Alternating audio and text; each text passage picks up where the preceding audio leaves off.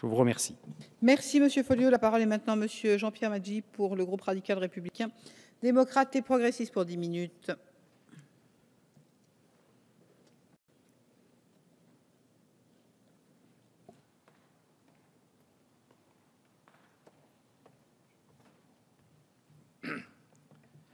Madame la Présidente, Monsieur le Ministre, Madame la Présidente de la Commission de la Défense, chers collègues, le contrat opérationnel défini par les lois de programmation militaire de 2008 et de 2013 prévoyait le déploiement de 10 000 soldats pour une durée non précisée afin de répondre au scénario d'une crise majeure dans le pays pouvant se combiner avec une crise extérieure. Les attaques de janvier 2015 en constitué dramatiquement le premier acte. Dans la foulée, le président de la République a activé ce contrat opérationnel avec la mobilisation en quelques jours de 10 000 militaires dans le cadre de l'opération Sentinelle.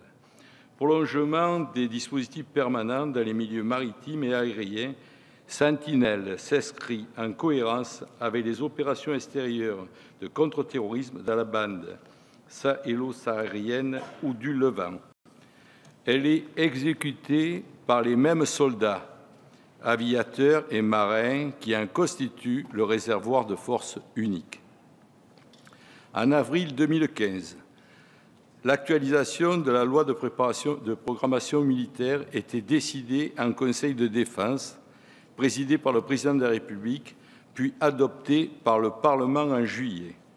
Elle consacre le nouveau contrat opérationnel des armées sur le territoire national, prévoyant une capacité permanente de mobilisation de 7 000 hommes dans la durée et jusqu'à 10 000 hommes pour un mois.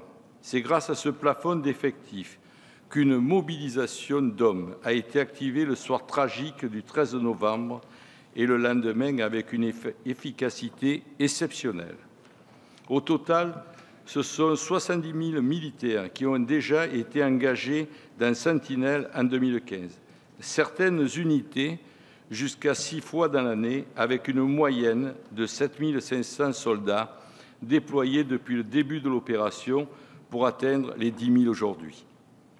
L'engagement des armées sur le territoire national en appui aux forces de sécurité intérieure vise en premier lieu à répondre à un niveau de menace inédit et durable, provoqué et entretenu par des groupes terroristes lourdement armés.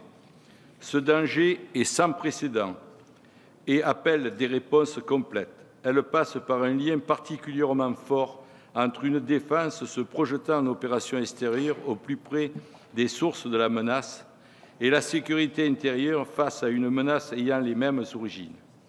Face à cette menace, notre sécurité nationale repose donc plus que jamais sur une articulation très serrée entre sécurité intérieure et défense extérieure.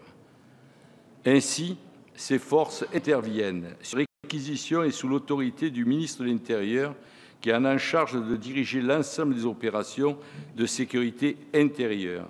Ces militaires assurent alors des missions de garde statique, des patrouilles mixtes, la surveillance de zones et de lieux potentiellement menacés et soutiennent ainsi en zone nord notamment la police de l'air et des frontières. Dans ce contexte, en fonction de la menace, nos forces armées doivent agir de manière cohérente pour contribuer à protéger notre territoire tout en conservant leurs spécificités et dans une relation forte avec le ministère de l'Intérieur. C'est dans ce contexte spécifique de contre-terrorisme que doit s'inscrire la redéfinition de la stratégie de défense et de sécurité nationale sur terre, air et mer. Car la menace a changé d'échelle et le niveau d'engagement des armées impliquées durablement dans de véritables opérations militaires s'est très rapidement modifié. Ce sont alors les opérations de sécurité intérieure, la coordination entre civils et militaires et les modes d'engagement de nos armées qu'il nous faut repenser. C'est alors qu'en application de l'article 7 de la loi de programmation militaire actualisée, le ministre de la Défense a élaboré un rapport dont nous discutons aujourd'hui. Ce rapport précise la nouvelle doctrine de l'emploi des armées sur le territoire national, en définissant tout d'abord la mission de protection de la population confiée à nos armées. En effet, la doctrine d'emploi prend en considération les menaces nouvelles auxquelles nous sommes confrontés, un terrorisme militarisé entièrement nouveau, une porosité très élevée entre la menace extérieure et la menace intérieure, des actions d'une violence extrême qui reproduisent sur notre territoire des scènes et des actes de guerre. Ce rapport valorise également une doctrine d'emploi qui prend en compte les caractéristiques spécifiques de l'armée professionnelle, qu'il s'agisse de ses capacités de planification, de réaction et de surprise, de sa capacité de dissuasion grâce à la maîtrise d'armes de guerre face à un terrorisme qui en use désormais tant, de ses facultés d'intégration des moyens terrestres, aériens et maritimes, de l'apport de moyens spécialisés comme les forces spéciales ou les moyens de protection et d'intervention contre les risques nucléaires, radiologiques, biologiques et chimiques. Car ce rapport a le mérite de mettre en évidence ce que sont bien des opérations de plein exercice qui sont confiées aux armées sur le territoire national.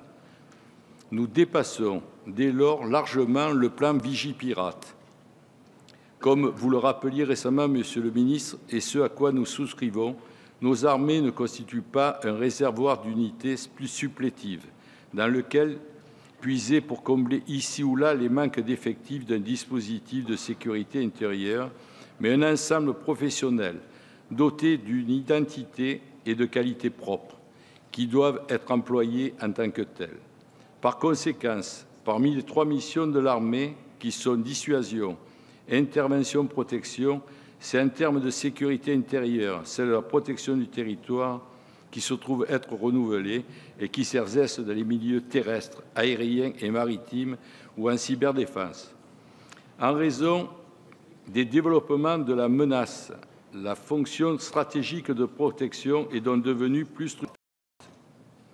Dès lors, ce rapport préconise que ces missions s'appuient à l'avenir sur des moyens renforcés. En premier lieu, grâce aux effectifs recrutés, il devrait l'être avec l'achèvement des recrutements prévus par la loi de programmation militaire actualisée, puisque l'effectif de la force opérationnelle terrestre doit passer de 66 000 hommes à 77 000 hommes à l'été 2016. Des moyens renforcés ensuite, grâce à des capacités et équipements spécifiques dont il faut poursuivre les acquisitions. Par ailleurs, est préconisé un renfort des moyens passant par une nécessaire rénovation de la politique des réserves. En effet, la loi de programmation militaire actualisée prévoit le passage de 28 000 à 40 000 réservistes. Or, nous sommes aujourd'hui qu'à 300 réservistes quotidiennement engagés sur les 7 000 militaires déployés. Cette force doit donc monter en puissance rapidement. Enfin, ce rapport propose également un indispensable effort nécessaire sur le soutien. En effet, l'opération Sentinelle étant amenée à durer, il est nécessaire de poursuivre les actions entreprises pour améliorer les conditions de vie et d'accueil des militaires. En région parisienne tout particulièrement, car des difficultés persistent en matière de qualité d'hébergement et de logement, y compris dans les bâtiments militaires. Nos militaires méritent d'être encouragés et soutenus. Aussi, nous saluons la création de l'indemnité pour suggestion spéciale d'alerte opérationnelle qui a été attribuée à titre rétroactif aux militaires mobilisés dès janvier 2015, à laquelle s'ajoute l'indemnité pour service en campagne. Le groupe RRDP partage donc le contenu de ce rapport qui devrait permettre d'adapter les ressources du ministère de la Défense à une inflexion nouvelle de ses engagements pour la sécurité de nos concitoyens. Merci. Merci.